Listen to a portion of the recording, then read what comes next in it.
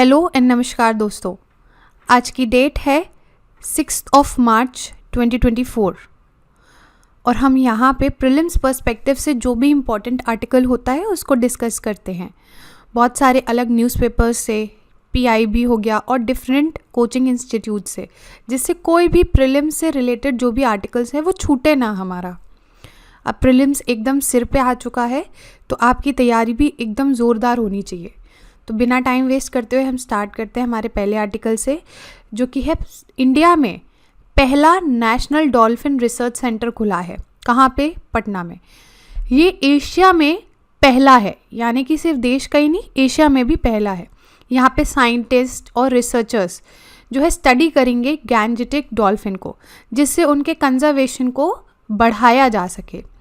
एक बार Gangetic dolphin के बारे में जान लेते हैं। ये इंडिया का नेशनल एक्वेटिक एनिमल है।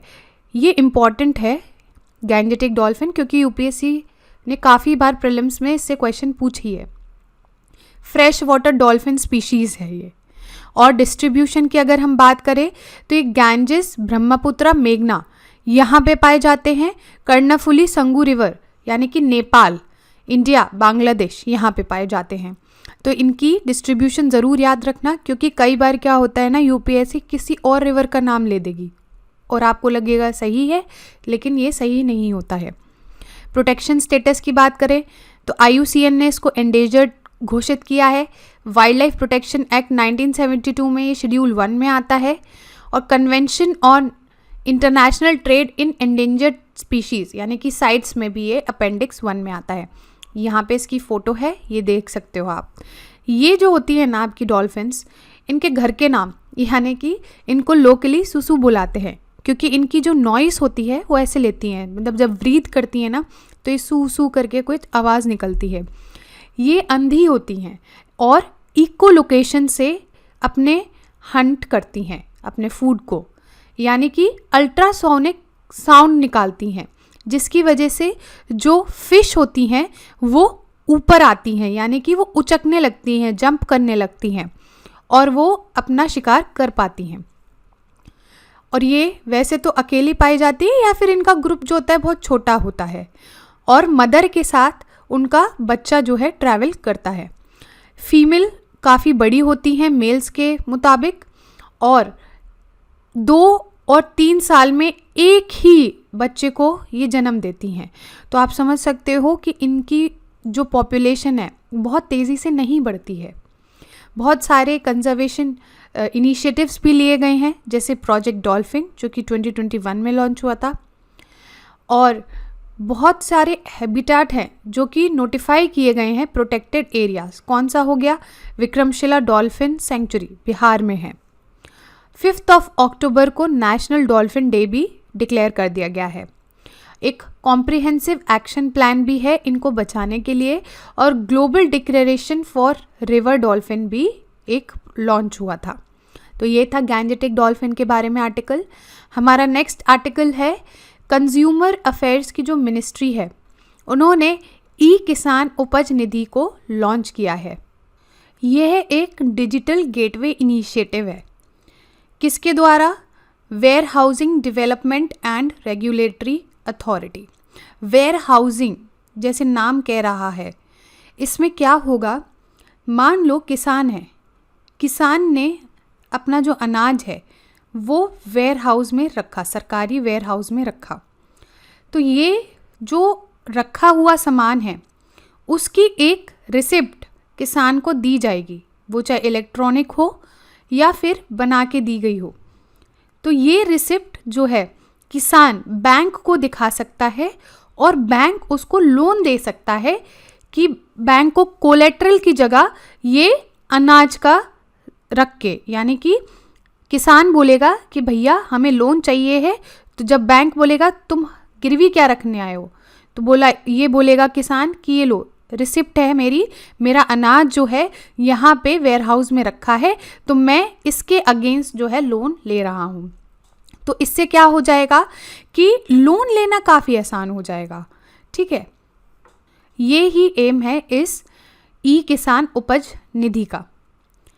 देखो, ये जो वेयर हाउस रिसिप्ट है ना, इसको कहा जाता है इलेक्ट्रॉनिक नेगोशिएबल वेयरहाउस रिसिप्ट्स। इसको 2017 में लॉन्च किया गया था बाय WDRA यानी कि warehousing development and regulatory authority. इस अथॉरिटी के बारे में भी जान लेते हैं। इस अथॉरिटी को 2010 में इस्टेब्लिश किया गया था एक एक्ट के द्वारा, जो कि है WDRA एक्ट 2007। इसका मिशन क्या है कि ये नेगोशिएबल वेयरहाउस रिसिप्ट को स्टैब्लिश करना फॉर ऑल कमोडिटीज़, और जितने भी रजिस्टर्ड वेयरहाउस हैं सबको एक ही सिस्टम में लेके आना, ठीक है। और ये जो रेसिप्ट है इसको प्राइम टूल बनाना ट्रेड का और फाइनेंस मिल सके, यानी कि NWR जो है एक आपका ऑथेंटिक रेसिप्ट की तरह काम करे, जिससे किसानों को अच्छे से फाइनेंस मिल सके, अच्छे से लोन मिल सके। इससे क्या होगा, इससे जो बैंक का पोर्टफोलियो है यानी कि लैंडिंग पोर्टफोलियो वो बढ़ेगा, ठीक है। इंटरेस्ट इन लैंडिंग भी बढ़ेगी इससे। क्यों? बैंक को अश्योरेंस होएगा कि भैया कोई सरकारी अथॉरिटी है जो इसकी जिम्मेदारी ले रही है, लोन की जिम्मेदारी ले रही है, ठीक है। तो इससे ऑथेंटिसिटी आपकी डेवलप होगी। एक एक्ट यानी कि WDRA negotiable warehouse receipt regulation 2011 लेके आया गया है, जिसमें बहुत सारे रूल्स लिखे हैं फॉर NWRS यानी कि रिसिप्ट के लिए बहुत सारे रूल्स लिखे गए हैं, जैसे उनका स्टैंडर्डाइजेशन, इशुएंस, सरेंडर, ये सारी चीज़ें इन रूल्स में मेंशन्ड है। FCI हो गया, नाफेड हो गया, नेशनल हॉर्टिकल्चर बोर्ड हो गया, ये लोग भी क्या करते हैं, गाइडलाइंस देते हैं, ठीक है, फॉर रजिस्टर्ड वेयर हाउसेस। समझ में आ रहा है ये आर्टिकल? ये इंपॉर्टेंट है, इसीलिए जानना ज़रूरी था। किसान उपज निधि। नेक्स्ट आर्टिकल जो है हमारा वो है चीफ जस्टिस ऑफ इंडिया ने अभी कंसर्न रेस करे हैं over denial of bails in district courts, यानी कि डिस्ट्रिक्ट कोर्ट्स पे जब अपील डाली जाती है बेल्स के लिए तो वो डिनाई कर दी जाती हैं। चीफ जस्टिस ऑफ इंडिया ने हाईलाइट किया है कि जो आपके डिस्ट्रिक्ट कोर्ट्स हैं वो अब रिलक्टेंट करते हैं, यानी कि वो डिनाई कर देते हैं, मना कर देते हैं किस चीज़ के लिए, बेल के लिए। तो ये जो कल्चर है वो काफ़ी बढ़ रहा है, जिसकी वजह से जो पर्सन है उसका right to personal liberty under article 21 of the Indian constitution क्या होता है, वायलेट होता है। और ये जो ट्रेंड है ये काफ़ी ज़्यादा बढ़ रहा है, जिसकी वजह से जो अपील है हाई कोर्ट्स और सुप्रीम कोर्ट में काफ़ी ज़्यादा इंक्रीज़ हो रही है। एक केस है state of Rajasthan versus Balchand alias Baliah 1978 में। इन्होंने बोला कि bail is the rule, jail is the exception, यानी कि कोर्ट ने इस केस में इस चीज़ को हाईलाइट किया है। अब ये केस क्या कहता है, या फिर ये जो लाइन है bail is the rule, jail is the exception, इसका मतलब क्या हुआ कि मान लो कोई पर्सन अक्यूज्ड है कि इसने कोई क्राइम किया है, ये पर्सन बोल देता है कि हाँ भैया हम अवेलेबल रहेंगे जब भी हमारी ज़रूरत रहेगी फॉर द ट्रायल स्टेज, ठीक है। तो ऐसे पर्सन को डिटेन करना कंपलसरी नहीं होता है। तो इसी का मतलब होता है bail is the rule, jail is the exception, ठीक है। कौन से केस में आया है? State of Rajasthan versus Balchand alias Baliah, ठीक है। अब बेल का मतलब क्या है? अगर किसी पर्सन को अक्यूज़ किया गया है या फिर सस्पेक्टेड है कि हाँ इसने कोई क्राइम किया गया होगा, तो उसको लॉ के द्वारा किसी कंडीशन में, पर्टिकुलर सर्टेन कंडीशन पे कोई ऑफिसर या फिर कोर्ट क्या करेगा, रिलीज़ कर देगा उसको। तो उसी को हम क्या कहते हैं, बेल बॉन्ड या बेल, ठीक है। भारतीय नागरिक सुरक्षा संहिता 2023 के हिसाब से तो ये चीज़ ना दो चीज़ों का सिंथेसिस है, यानी कि बेल मिलना ह्यूमन वैल्यूज़ का इम्पॉर्टेंट हिस्सा है, जैसे right of accused person to enjoy his और पर्सनल राइट, जैसे हमने ये बात करी थी आर्टिकल 21 पर्सनल लिबर्टी यानी कि फ्रीडम। और दूसरा क्या है, पब्लिक इंटरेस्ट में भी बेल होना ज़रूरी होता है। और CJI ने हाईलाइट किया है कि एडजर्नमेंट कल्चर कोर्ट्स में बहुत ज़्यादा बढ़ रहा है। एडजर्नमेंट मतलब कि दरखास्त कर दी जाती है कोर्ट को बीच में ही तो ये वाला जो कल्चर है वो बढ़ रहा है, जिसकी वजह से बैकलॉग जो है बहुत ज़्यादा इंक्रीज़ हो रहा है। कुछ टाइप ऑफ बेल्स के बारे में बात कर लेते हैं कि अगर बेल मिलना है बेलेबल ऑफेंस में तो वो सेक्शन 478 के अंडर आता है। सेक्शन 479 क्या कहता है कि मान लो अगर किसी पर्सन को 10 साल की सज़ा हुई है और उसने ऑलरेडी 5 साल की सज़ा काट ली है, तो कोर्ट किसी न किसी सर्टेन कंडीशन पे उसको रिहा कर सकता है बेल पे, ठीक है। और जो फर्स्ट टाइम ऑफेंडर होते हैं, यानी कि पहली बारी किसी से गलती हुई होती है, तो उनको भी अगर उनने अपना 1/3 पीरियड सर्व कर लिया है प्रिजन में, तो उनको भी बेल मिल सकती है, ठीक है। सेक्शन 480 क्या कहता है, जो हमने डिस्कस किया था ना, कि अगर अक्यूज्ड कह दे कि हाँ मैं अवेलेबल रहूँगा और बेल बॉन्ड सबमिट कर दे, तो उसको भी बेल पे सर्टेन ग्राउंड्स पे छोड़ दिया जाता है, ठीक है। ऐसे ही 482 सेक्शन भी करता है। मोटा मोटा बस आपको ये पता होना चाहिए कौन कौन सी कंडीशंस होती हैं। एकदम एग्जैक्टली आपसे ये तो पूछा नहीं जाएगा कि कौन सा सेक्शन है, क्या है, तो इसलिए ये रटने की ज़रूरत नहीं है। बेल का कॉन्सेप्ट समझना ज़रूरी है और बेल कैसे कैसे मिल सकती है ये भी समझना ज़रूरी है, ठीक है। तो हमारा नेक्स्ट आर्टिकल है, चक्षु को लॉन्च किया गया है। चक्षु है क्या, देखिए, संचार साथी पोर्टल एक पोर्टल है, वेब पोर्टल, उसके अंतर्गत ही चक्षु को लॉन्च किया गया है, जो कि है डिजिटल इंटेलिजेंस प्लेटफॉर्म। किसने लॉन्च किया है, डिपार्टमेंट ऑफ टेली कम्युनिकेशन ने। डिजिटल इंटेलिजेंस प्लेटफॉर्म होता क्या है, ये एक इंटर एजेंसी इनिशिएटिव होता है जो कि फैसिलिटेट करेगा साइबर क्रिमिनल डेटा को अमंग दी पार्टीज, यानी कि साइबर क्रिमिनल डेटा जो भी होगा बहुत सारी पार्टीज के बीच में एक्सचेंज होगा, शेयर होगा, जैसे कि banks, social media sites, wallet providers, इन सारों के बीच में ये शेयर होगा। तो इससे क्या होगा, चक्षु क्या होता है एक्चुअली, इससे आपको समझ में आ जाएगा। रिपोर्टिंग ऑफ फ्रॉड, अगर कोई भी एक जगह फ्रॉड हुआ है तो बाकी लोगों को भी पता चल जाएगा। वरना मान लो कहीं भी फ्रॉड होता है, बैंक्स को नहीं पता चलता है, तो बैंक उस पर्सन को क्या कर देता है, बहुत लोन दे देता है, पता चले उस बैंक के साथ भी क्या हो गया, फ्रॉड हो गया। तो चक्षु इस चीज़ को रोकेगा, ठीक है। To report messages, numbers and phishing attempts. Method of reporting, मान लो आपके साथ कोई फ्रॉड हुआ है, ठीक है, तो आप क्या करोगे, एक फॉर्म फिल आउट करोगे, उसमें इंफॉर्मेशन दोगे कि फ्रॉड कैसे हुआ है, कौन सा फ्रॉड हुआ है, ठीक है। उसकी कैटेगरीज बनाई गई हैं, तो आपको ये बताना पड़ेगा कैसा होगा, इम्पर्सोनेशन, फ़ोनी KYC, ये सारी कैटेगरीज अवेलेबल रहेंगी।